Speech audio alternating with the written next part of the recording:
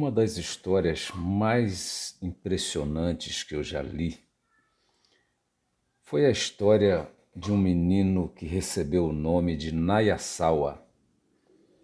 Nayassawa quer dizer pequeno órfão.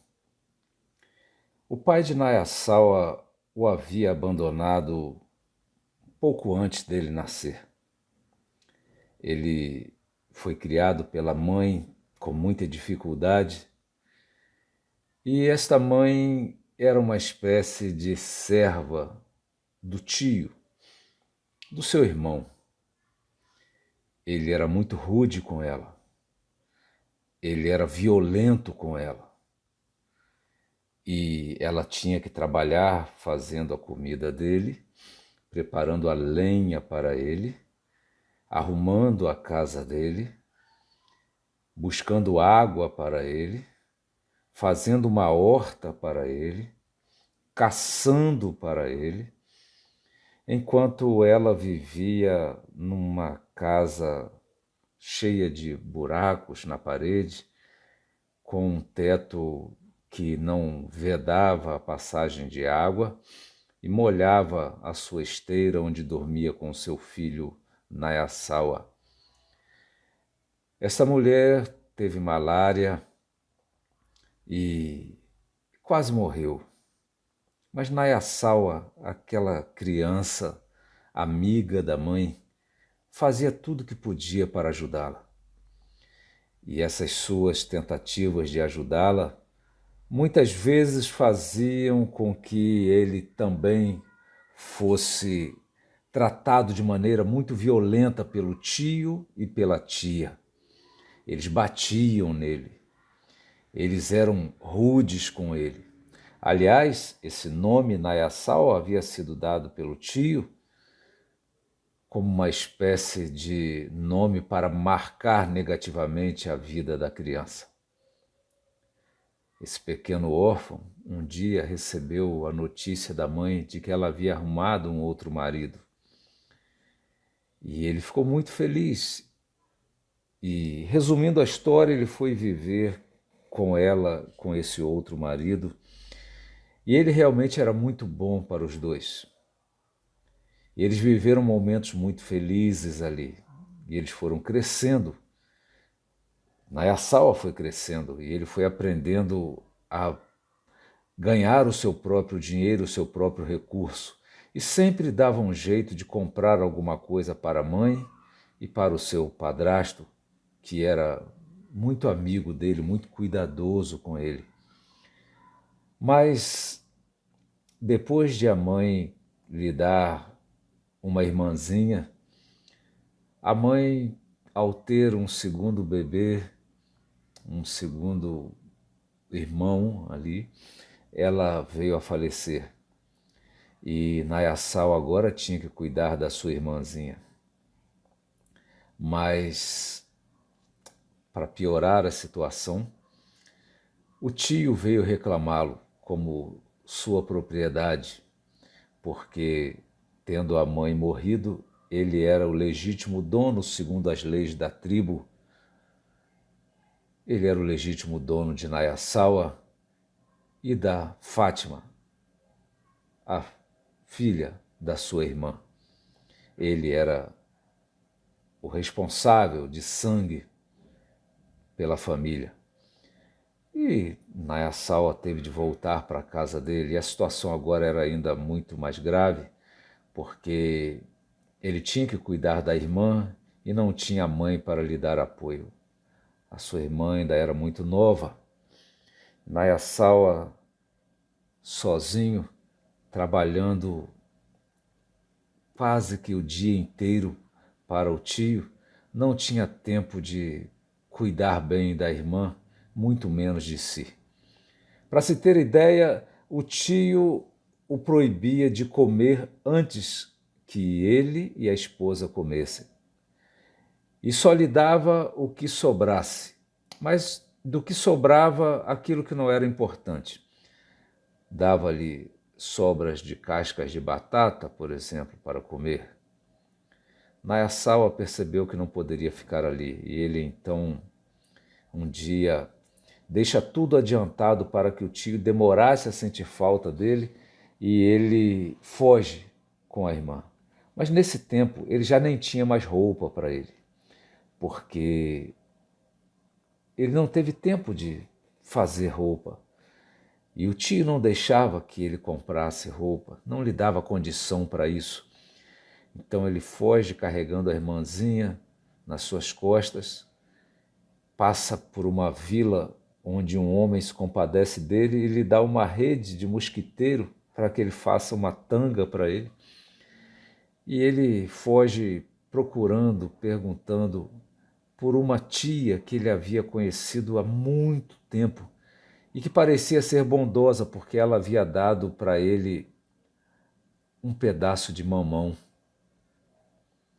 E ele então consegue encontrar a casa dessa tia. E essa tia o recebe, cuida dele, trata bem da sua irmã. E assim, adiantando a história, Nayasal acaba entrando na escola, ele aprende a ler e escrever, e ele era um excelente aluno, mas ele pegou doença de carrapato por ter sido infestado desse bicho, né?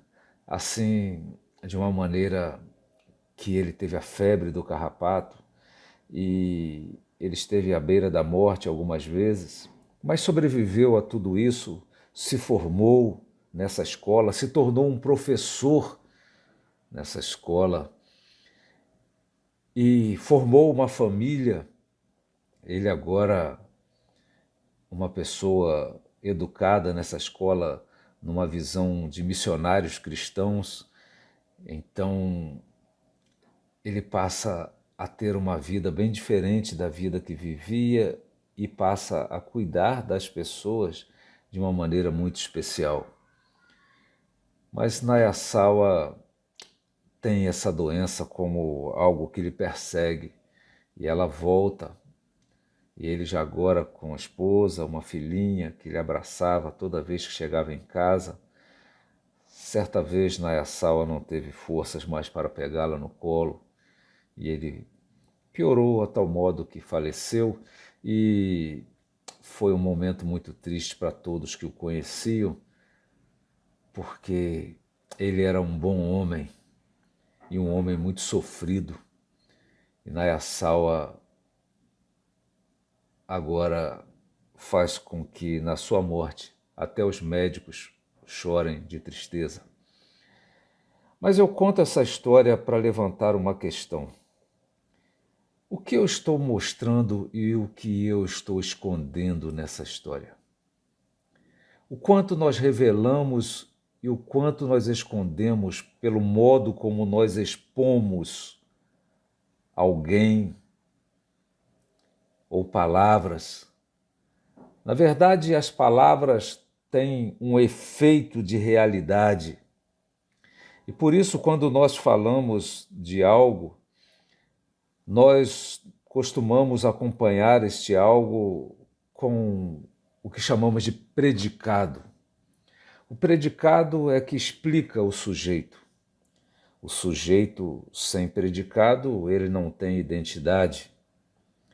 Então, é preciso esse complemento para que ele possa ser identificado.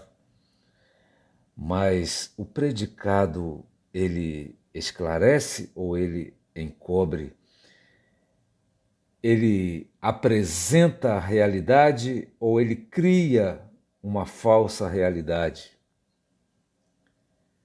Então, essa é uma questão que foi levantada por diversos filósofos, foi levantada e insinuada também por diversos pensadores de outras áreas, além da filosofia, mas que não está esgotado.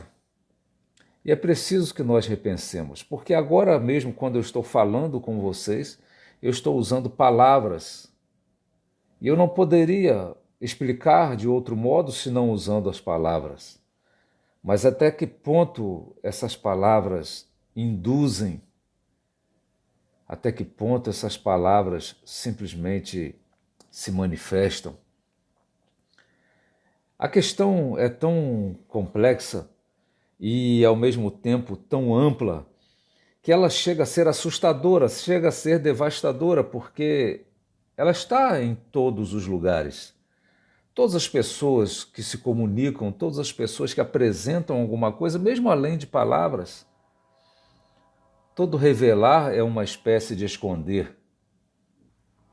Porque dizer nem sempre é revelar.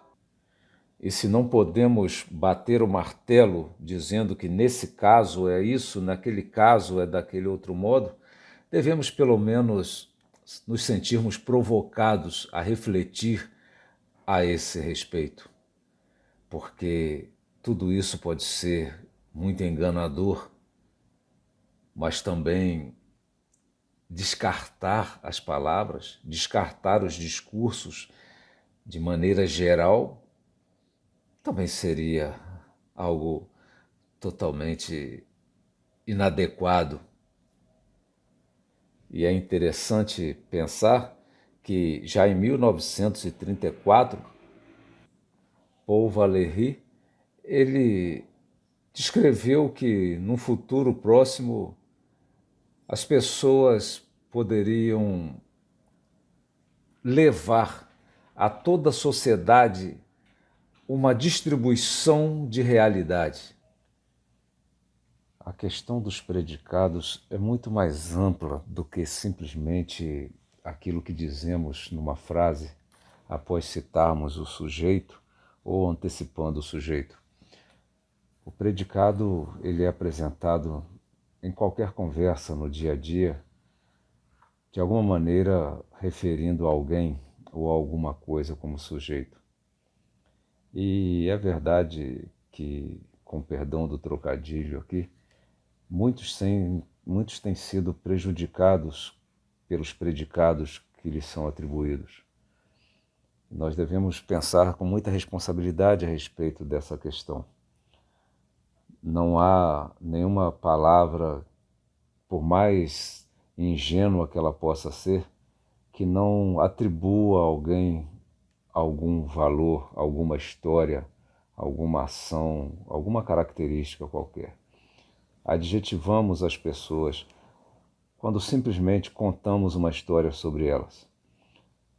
E não temos certeza sobre a realidade daquilo que nós falamos, porque entre aquilo que dizemos e aquilo que as coisas são, existe uma diferença muito grande que nenhuma palavra pode suprir. Então não há identidade entre palavra e ação. Por outro lado também, quando nós predicamos alguém, nós estamos nos predicando, porque ao falar sobre o outro, nós acabamos revelando algo sobre nós mesmos. E que tipo de predicado nós estamos criando sobre nós? Essa é uma pergunta que todos nós deveríamos fazer. É uma pergunta que nos remete à nossa realidade subjetiva diante de palavras que podem ser objetivas. Mas no fim das contas, toda subjetividade carrega uma objetividade. Assim como quando falamos na tentativa de sermos objetivos, também colocamos a nossa subjetividade, a nossa avaliação, o nosso juízo de valor. Bem, diante dessas considerações, por mais simples que elas possam ser, o objetivo é focar numa reflexão que precisamos diariamente levantar em nossa mente antes de pronunciarmos palavras sobre pessoas e principalmente lembrando que ao fazermos isso estamos falando de nós mesmos.